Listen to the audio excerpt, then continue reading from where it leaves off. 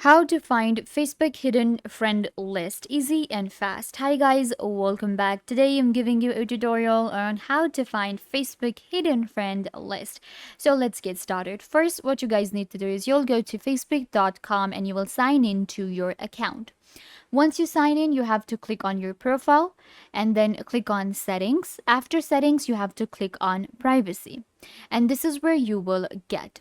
Inside your privacy, you will be able to change your friend list option, and if it's hidden, no one can see it. You can change that setting and you will be able to find it.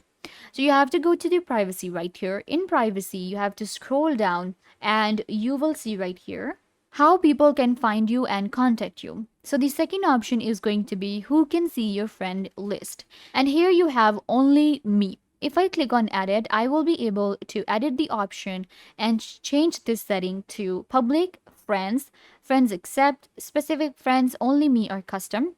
This way, if I change it to friends or public, then I will be able to show my hidden friend list on Facebook. It's hidden because only I can see it.